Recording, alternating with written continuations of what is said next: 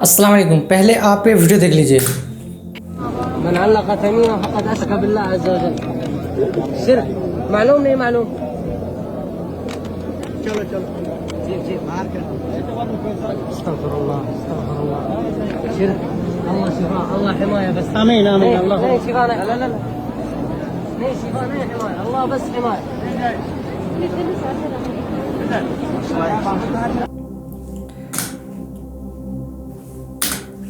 بسم اللہ الرحمن الرحیم. میرے بھائیو، آپ نے جو ابھی ویڈیو دیکھی وہ حرم شریف کا ہے، جس پہ ایک آدمی نے طواف کرتے ہوئے مطلب اس کے جو ہے گلے میں تعویذ تھا، جہاں پہ ایک صورتہ یعنی پولیس والا وہ کھڑا ہوا تھا، انہوں نے دیکھ لیا اور نبی کریم صلی اللہ علیہ وسلم کا ایک حدیث پڑھا، من علق تمیما فقد اشرک باللہ عز وجل.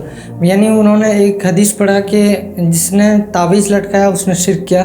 تو پہلے ہم لوگ دیکھیں گے انجینئر محمد علی مرزا صاحب جو شرک کتنا خطرناک ہے، پہلے اس کے بارے میں ویڈیو دیکھیں گے. اس کے بعد وہ تعویذ کے اوپر میں کس قسم کا تعویذ لٹکانا جائز ہے اور کس قسم کا شرک ہے وہ بتائیں گے ہمیں انجینئر محمد علی مرزا صاحب. میرے بھائیو، ویڈیو تھوڑا بڑی ہو سکتی ہے، اس لیے آپ پورا ڈیٹیلز میں سمجھنے کے لیے ویڈیو کو اینڈ تک ضرور دیکھیے. بنا کسی تاخیر کے اللہ کا نام لے کے شروع کرتے ہیں.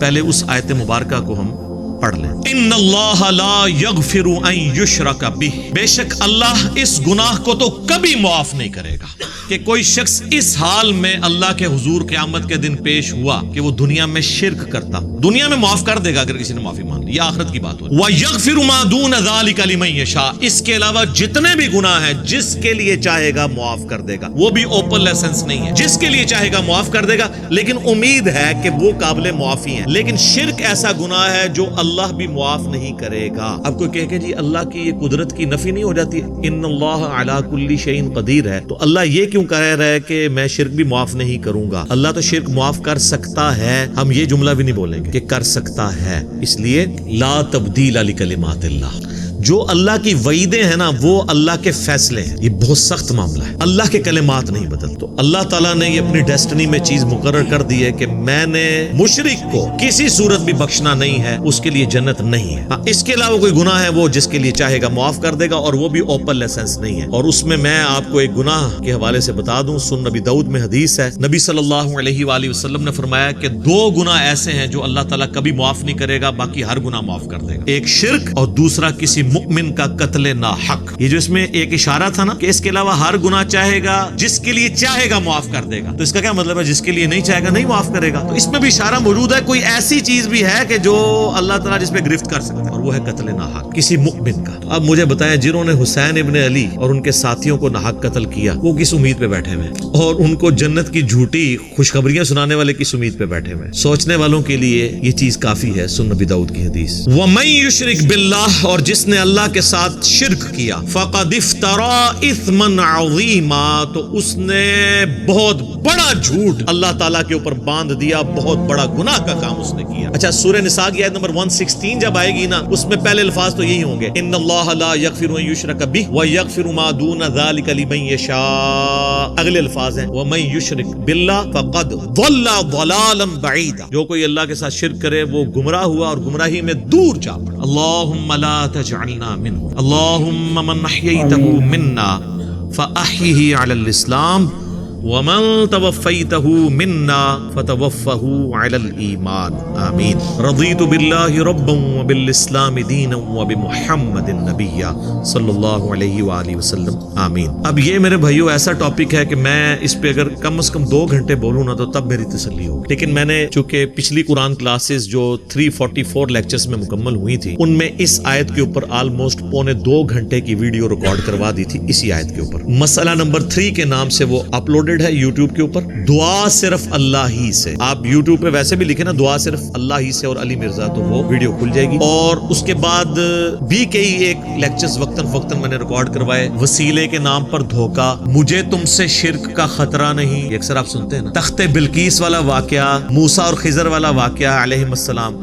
ہر وہ چیز جسے دھوکا کر کے نا قبر پرستی یا بابا پرستی یا بابوں سے مانگنا سکھاتے ہیں نا، ایک ایک چیز کے اوپر میں نے الگ سے تسلی کروائی ہے قرآن، بخاری اور مسلم کی روشنی میں الحمدللہ۔ اب وہ سارے لیکچر جمع کریں تو اس ایک آیت پہ کم از کم 10 گھنٹے گفتگو ہو سکتی ہے، لیکن ٹائم تو متحمل نہیں ہے کہ ہم اتنی ڈیٹیل گفتگو کریں، لیکن چند ایک باتیں تو میں ضرور کروں گا۔ ایک ریسرچ پیپر میں نے اس کے اوپر لکھ دیا 8 صفحوں کا، اہل سنت پاک.com پہ ڈاؤن لوڈ کریں گے۔ دعا صرف اللہ ہی سے، میں نے اس کا نام توحید، شرک اس طرح کا نہیں رکھا کیونکہ لوگ ان ناموں سے چڑھ جاتے ہیں، میں نے وہ چیز اس کے نام پہ رکھی کہ جس کے اوپر لوگ چڑھے نا۔ آپ کسی بھی مسلمان سے، خواہ بریلوی ہو، دیوبندی ہو، اہل حدیث ہو، اہل تشیع ہو، جا کے پوچھیں کہ دعا کس سے کی جاتی ہے تو کیا کہے گا؟ اللہ سے۔ کوئی آپ کو نکھٹو قسم کا بھی بندہ یہ نہیں کہے گا کہ دعا جو ہے وہ کسی فرشتے سے ہو سکتی ہے، کسی جن سے ہو سکتی ہے، کسی پیغمبر سے ہو سکتی ہے۔ نہیں، نماز تے اللہ دی پڑھی دی ہے، دعا بھی اللہ کو منگی دی ہے، لیکن حالت یہ ہوگی کہ وہ دعا اللہ سے یہ مانگ رہا ہوگا۔ نماز میں تو قرآن کی وہ آیت سورۃ الفاتحہ کی 4 نمبر آیت کم 17 رکھتے ہیں جو فرض ہیں روزانہ کی، ان میں 17 دفعہ پڑھتا ہوگا ایاک نعبد و ایاک نستعین، اے اللہ عبادت بھی صرف کریں گے اور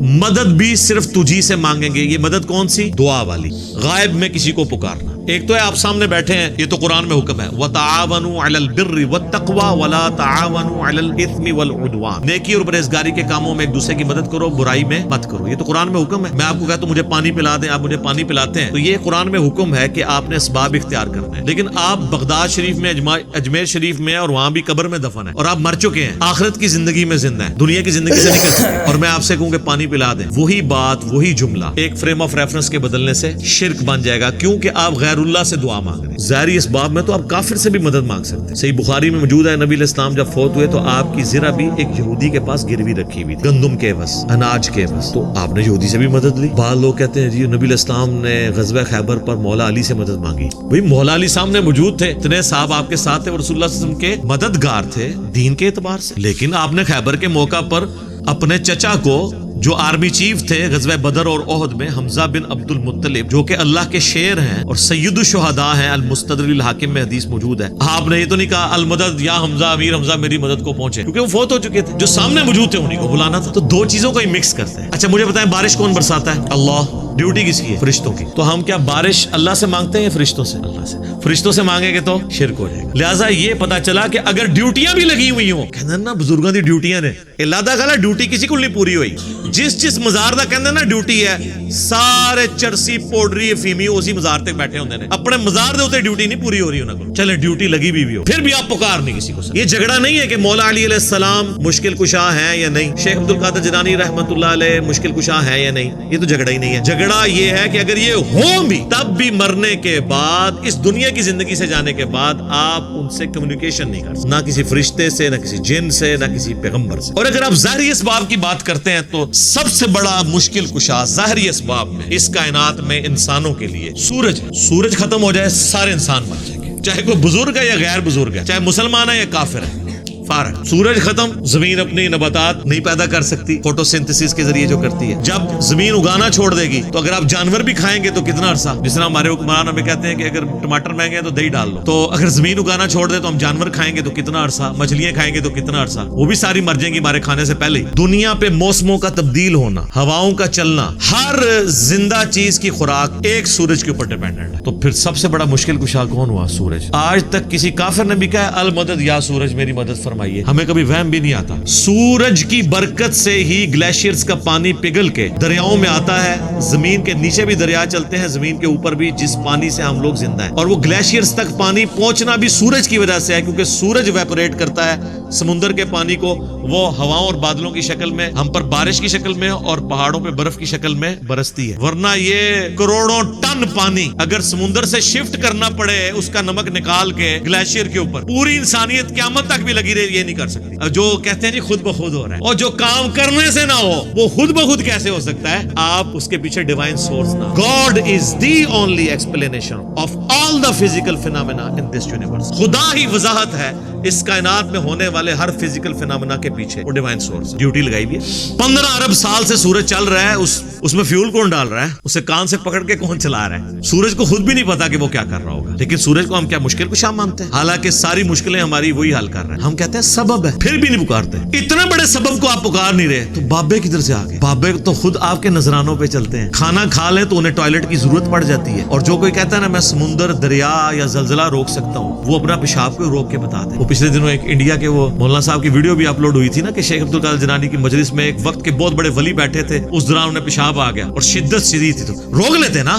انہیں خود مان لیا کہ بزرگ نہیں پیشاب روک سکتے. وہ کہتے ہیں عبد القادر جیلانی نے اینڈ جناب چادر سٹی, انہوں نے جا کے ڈگی تے, پھر کسی میدان وچ پہنچ گئے تے فارغ ہو کے واپس آئے. تو روک لیندے نا, اس میں الفاظ ہیں, وہ کہتے ہیں وہ بہت بڑے ولی اللہ تھے, پیشاب نہیں رکا, نہیں رک سکتا. انسان بہت کمزور, کھانا نہ کھائے زندہ نہیں رہ سکتا, محتاج ہے. سورۃ المائدہ کی آیت نمبر 72 میں آیا عیسیٰ اور ان کی ماں روٹی کے محتاج تھے. اگر عیسیٰ اولو العزم پیغمبر محتاج ہیں کھانا کھانے کے, اور ان کی ماں سارے بزرگوں سے بڑی بزرگ ولیہ مریم بنت عمران وہ روٹی کی محتاج ہے, بابوں کی کیا اوقات ہے, روٹی کے محتاج. اور روٹی کھا لیں تو نکالنے کے محتاج, نہ نکلے تو پھر پریشانی. سب کچھ اللہ کر رہا ہے. تو میرے بھائی جب یہ اللہ کر رہا ہے, پکارنا اللہ کو ہے. ایاک نعبد و ایاک نستعین. یہ ہمارا مین جھگڑا ہے شرک کے حوالے سے. ہزاروں باتیں ایک طرف, اصل بات یہ ہے کہ اصل شرک ہوا ہے ایاک نستعین. عبادت کی کوئی شکل, نماز, روزہ, حج, زکات, نظر, نیاز, سب اللہ کے لیے, سب دیتے بھی اللہ کے لیے. بس اصالہ ثواب کی نیت کرتے ہیں, وہ چھوٹا مسئلہ ہے, ٹھیک ہے, میت کی طرف سے اصالہ ثواب ہو سکتا ہے. لیکن ایاک نستعین میں مسلمانوں کی اکثریت شرک کر رہی ہوتی ہے. اچھا نماز میں نہیں کرتی, نماز میں آج تک کسی نے یا علی مدد یا شیخ عبد القادر جیلانی مدد نہیں پڑھا.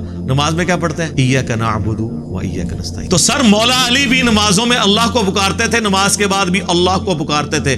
مولا علی کا ماننے والا وہ ہوگا جو مولا علی کی طرح اللہ ہی کو پکارے, ورنہ مولا علی کا ماننے والا تو وہ نہ ہوا. تو یہ آپ دیکھیں کتنی بڑی یہ جرت کا یہ لوگ کام کر رہے ہوتے ہیں. اب جب سمجھاتے ہیں تو کہتے ہیں ہم گستاخی کر رہے ہیں. سر جب آپ عیسائیوں کو سمجھاتے ہیں نا کہ حضرت عیسیٰ ابن مریم اللہ کے بیٹے نہیں ہیں, تو عیسائی بھی یہی سمجھتے ہیں آپ حضرت عیسیٰ کی گستاخی کر رہے ہیں. اور قرآن میں تو بہت سخت بات آئی ہے, سورہ المائدہ کی آیت نمبر 17 میں لقد کفر الذین قالوا ان اللہ هو المسیح ابن مریم. بے شک وہ لوگ کفر کر رہے ہیں جو یہ کہہ رہے ہیں کہ عیسیٰ ابن مریم ہی اللہ ہیں. اس کے بعد کتنے سخت الفاظ ہیں. قل اے نبی تم فرماؤ, فمن یملک من اللہ شیئا, اللہ کا کوئی کیا بگاڑ لے گا, ان اراد ان یہلک المسیح ابن مریم امہ ومن فی الارض جمیعا, کہ اگر اللہ ارادہ کرے کہ عیسیٰ ابن مریم اور ان کی ماں کو اور ساری مخلوق کو ہلاک کر دے, اللہ کا کوئی کیا بگاڑ سکتا ہے. اچھا شرک کیا عیسائیوں نے, مثال دے دی عیسیٰ ابن مریم کی توحید کے لیے, لہذا بابوں کی مثال آئے گی. سر عیسیٰ سے بڑا تو کوئی بابا نہیں ہے. وجیہا فی الدنیا والآخرہ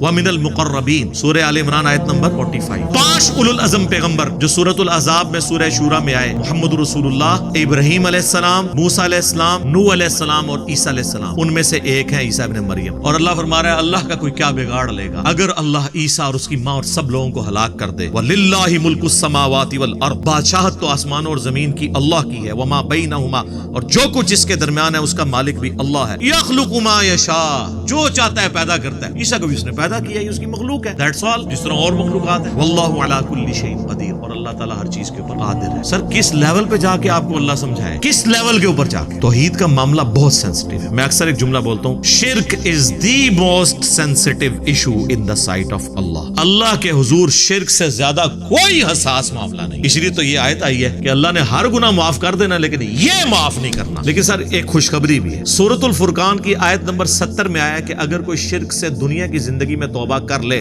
ہم اس کے گناہوں کو بھی نیکیوں سے بدل دیں. سبحان اللہ وبحمدہ, سبحان اللہ وبحمدہ, سبحان اللہ العظیم, عدد خلقہ ورضا نفسہ وزنۃ عرشہ ومداد کلمات. یعنی اللہ اس کو یہ بھی نہیں کہے گا کہ اتنا سا تو نے شرک کیا ہے, ہن پہلے اینے سال نیکیاں کر, تو ایڈا گاڑا گناہ سی, انہوں ختم کرنے ٹائم چاہیے. اللہ کہتا ہے تو توبہ کر لے, میں اس گناہ کو بھی نیکی کے برابر تول لوں گا, ایک بار میری طرف آ جا. صحیح مسلم میں حدیث ہے اور جامعہ ترمذی میں بھی, اے میرے بندے اگر تو اتنے گناہ کر لے کہ آسمان تک پہنچ جائیں اور صرف ایک دفعہ مجھ سے معافی مانگ لے, میں تیری توبہ قبول کر لوں. اور اے میرے بندے اگر تو زمین و آسمان گناہوں کے بھر کے قیامت والے دن میرے پاس آیا لیکن تو نے ایک گناہ نہ کیا ہوا اور وہ ہے مجھ سے کے ساتھ کسی کو شریک ٹھہرانا, تو میں اس قدر مغفرت کے ساتھ اس سے ملاقات کر لوں گا اگر تو نے شرک نہ کیا ہوا.